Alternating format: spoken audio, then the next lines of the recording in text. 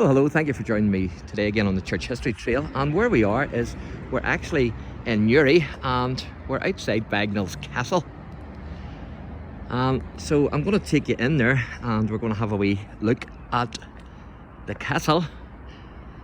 And of course, Nickolas Bagenal was granted ownership of the abbey that was here by King Edward VI in 1552. Of course, King Edward VI was King of England, and he was actually a son of King Henry. And of course then he was granted ownership, Nickolas Bagenal was granted ownership by King Edward of the abbey in 1552, and Nickolas then built a castle here in 1568, and it goes by the name of Bagenal Castle. As you can see, this is it. And there's lovely views here of the mountains, so I'll just show you that before we go in. Fantastic.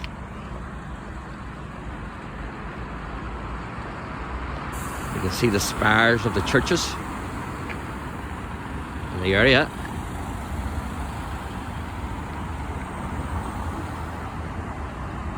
So quite amazing.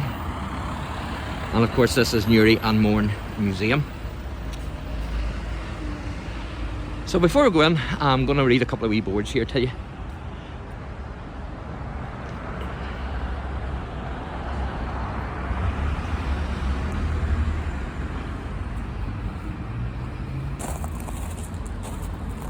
So the first one says stair turret. Here at ground level you can see a reconstruction of the foundations of the stair turret, which I assume is that. And it says demolished in the 18th century. Now it says doorways now blocked up which led to the upper floors of the castle are still visible, which are there.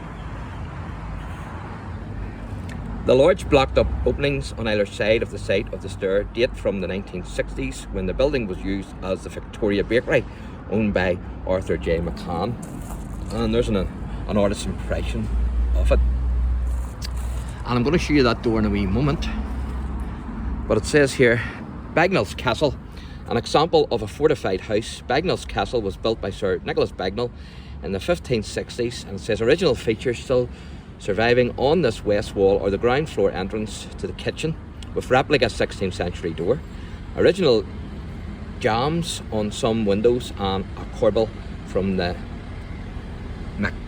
collation or whatever that is, which protected the doorway. And there's late 16th century drawing of Bagenal's Castle showing the stair turret, original windows and doorways.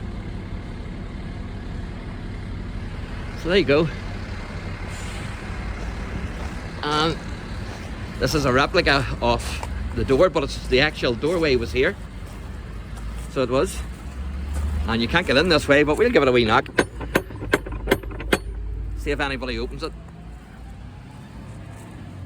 I'll be able to take you inside there and show you the other side of that. So we're going to go inside now and have a wee look.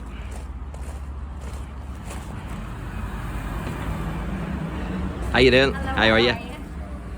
So we're inside now, and as I say, this used to be a bakery, believe it or believe it not. And I'm going to read this out to you because it was called the Victoria Bakery. It says in 1894, the warehouse in which you are now standing, an adjoining 16th century castle, became the home of the Victoria Bakery, popularly known as McCann's Bakery. The business expanded over the decades, and at its height, over 100 people were employed, ranging from bakers, bread delivery men, office workers, sales representatives, electricians, maintenance men, as well as mechanics who kept the bread vans roadworthy. And then it says, by the 1990s, the bakery came under intense pressure from competition with larger firms and eventually ceased operating in 1996. And so there's some of the images of the bakery. There's the vans. My dad used to have a wee van like that. My dad's was a Bedford van, wee green one. There's some of the bakers. So there you go. Amazing that this castle was actually a bakery. Fantastic. And now it says here the stories of Newry. Since the arrival of the first settlers in Ireland, the place that is now Newry has existed close to a border or crossroads. Conflicts between neighbours and newcomers were frequent, but it has always been home for generations of people working, playing and living ordinary lives. And as I say, it was a Cistercian abbey. It says here Cistercian abbey was here from the 12th century, making this an important early settlement.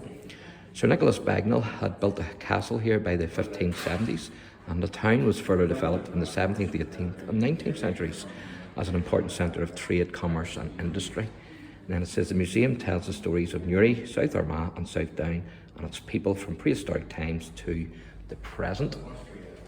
And there's the floors, so you can see the leg in Armagh are it's not Armagh, it's orientation map.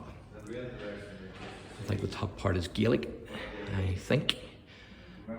And so you can also get a wee map as you go around. And that's just pointing out the different places there. And that's a timeline. And there's Nickolas Bagenal there. Sir Nickolas Bagenal was granted Newry along with estates at Greencastle and Carlingford. So there you go. And that's the New Abbey land seized by Edward III, English domination of Ireland weakening. And that's the Tudor conquest of Ireland underway, Sir Nickolas Bagenal developing town of Newry. So there you go. And this is the 9 Years' War. It says resistance becomes full rebellion. War between England and the Irish lords begins. And of course then you have the flight of the Earls, including Hugh O'Neill. And that's Hugh O'Neill there, who was the leader of the Irish forces.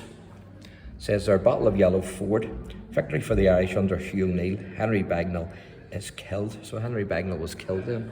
Not Nicholas now, but Henry. So there you are. And there's different timelines there of there's the Irish nationalism gaining momentum and unionist resistance.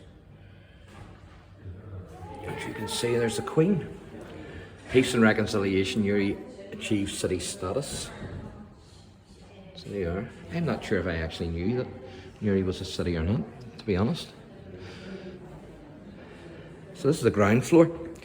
And it says late 16th century plans of Bagenal's castle show that this floor was originally divided into a kitchen and vaulted storage chamber. A large fireplace with a bread oven still survives in the south wall. The vaulted chamber may have been used to store foodstuffs. The present floor is suspended above the historic floor level to protect surviving archaeological features. So there you are. Fantastic, isn't it?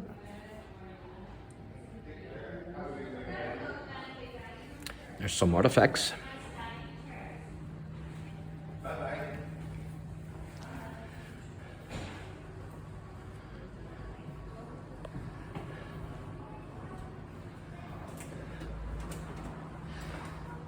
It says in early medieval Ulster, Gaelic lords competed for supremacy.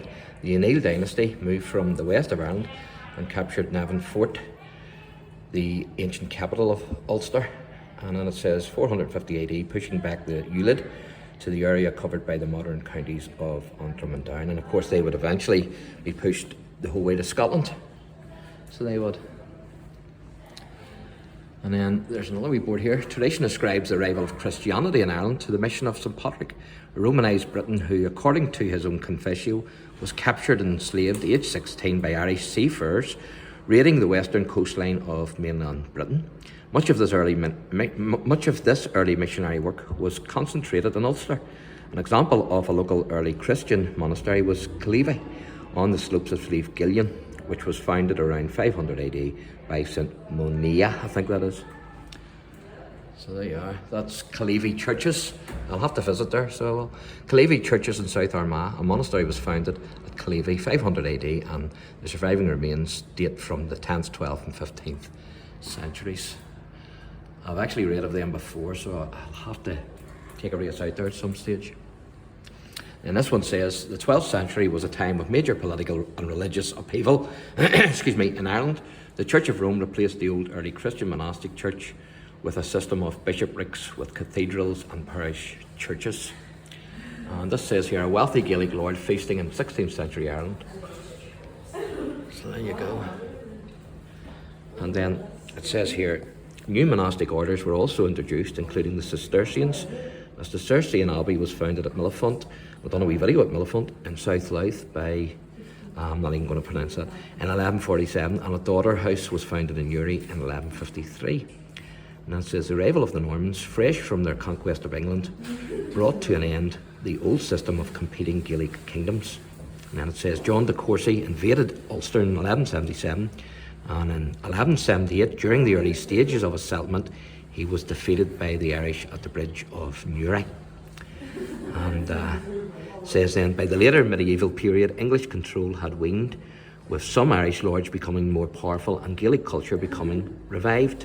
The early 16th century saw Henry VIII re-establishing the colonisation of Ireland, declaring himself King of Ireland in 1541. His aims were for England to rule Ireland and to introduce the Protestant Reformation. And that's Green Castle, and it was built by the Anglo-Normans in the 1230s and 1240s on the northern shore of Carlingford Loch. And so I hope to do a wee video there as well, because there's a big history there as well. And there you can see an outline of what the abbey would have looked like.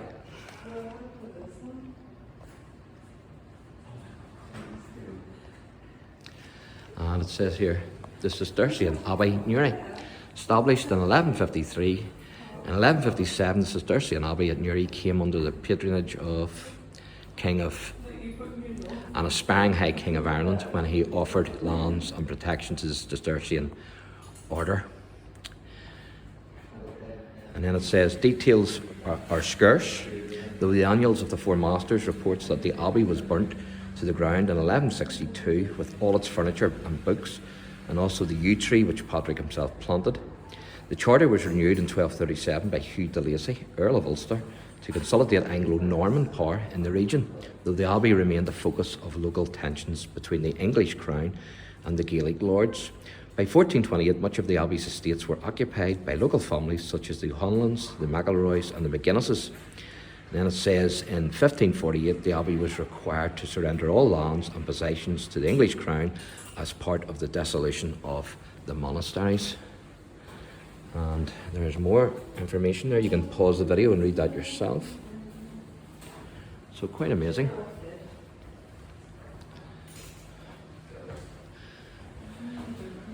And so that's the abbey, the Cistercian Abbey that used to be here on this site.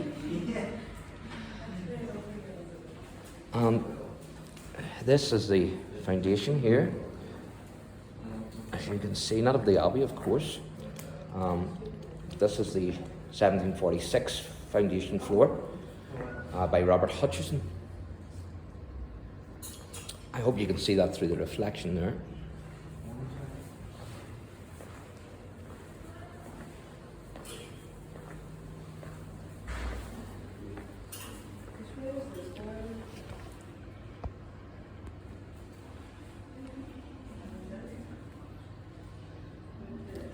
It's quite amazing.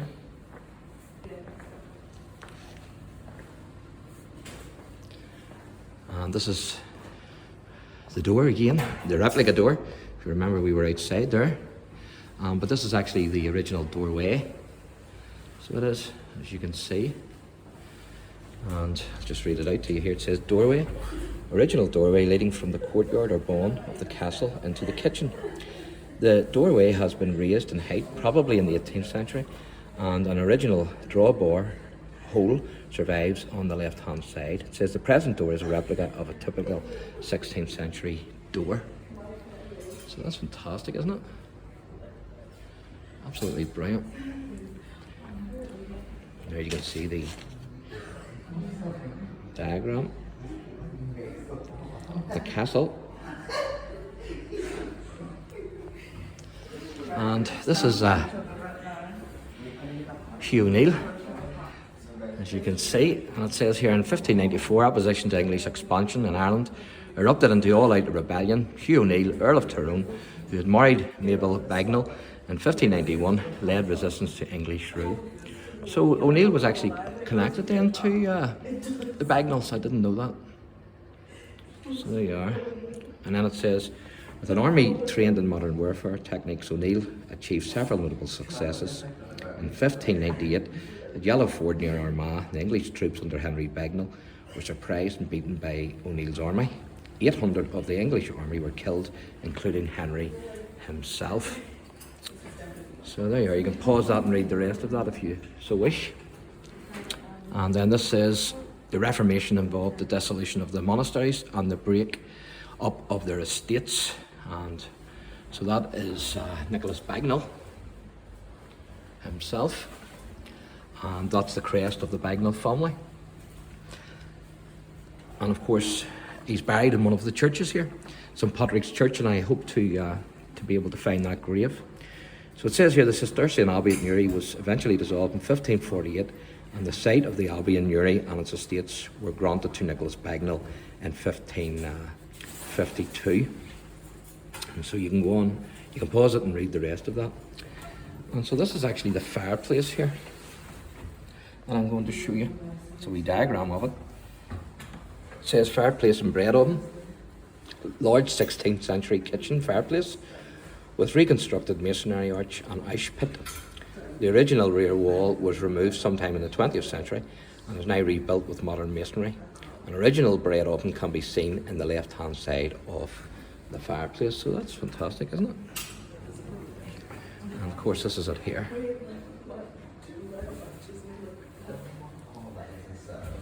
Which is amazing.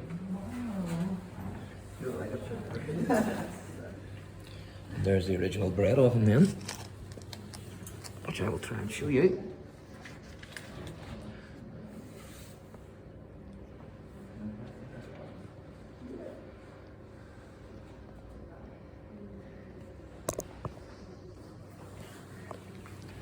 So there you go. So that's the original fireplace then, a bread oven of the castle.